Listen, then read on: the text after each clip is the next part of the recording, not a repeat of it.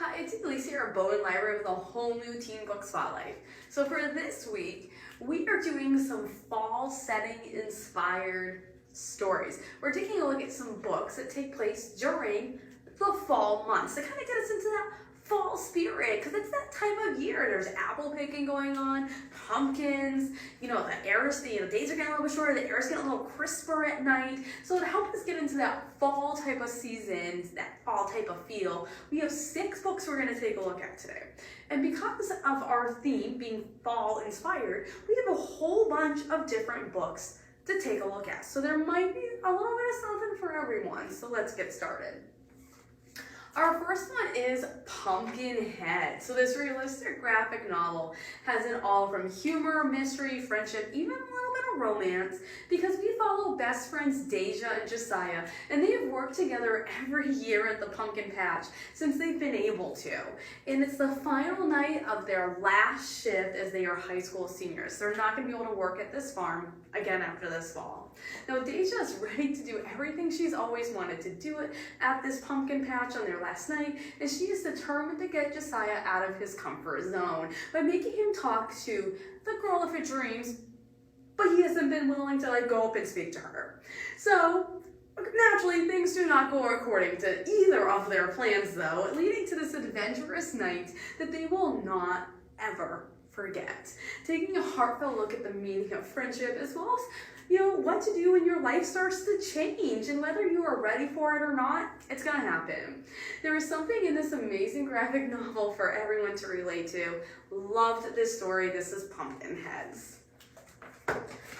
Another one of my favorites from this year. Loved this one. Firekeepers Daughter. So Donna finds herself stuck between 2 worlds.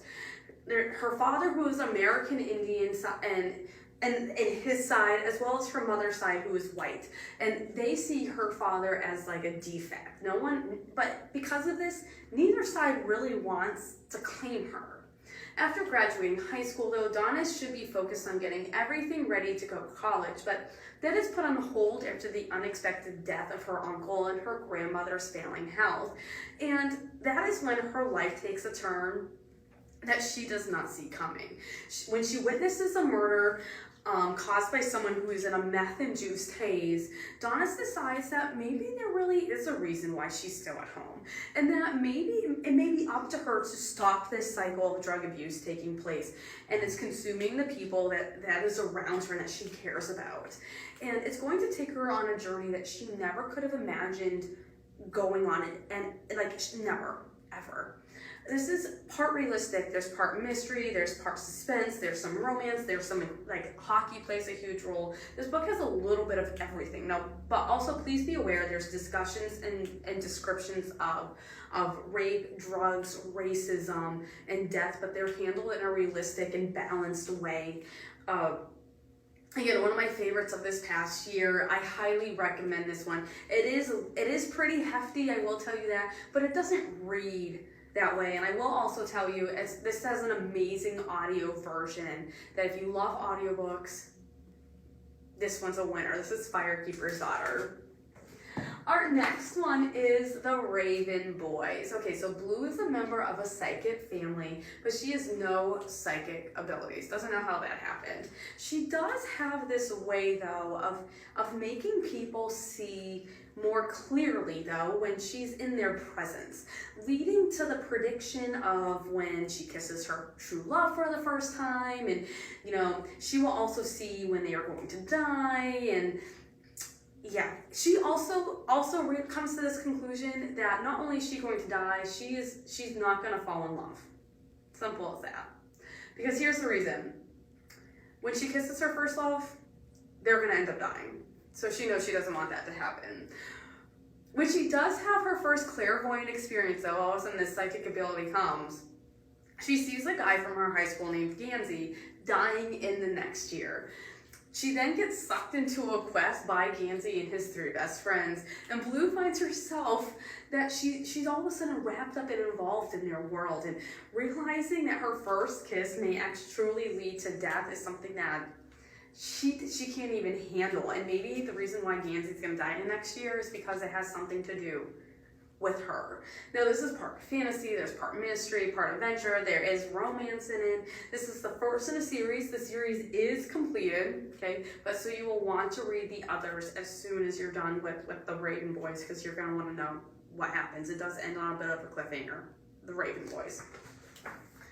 The accident season. So Kara's family dreads the coming of the month of October because for some reason it seems that the whole family's cursed, and they call it the accident season because they end up physically getting hurt constantly, from broken bones to concussions, bruises all the time, all that type of stuff.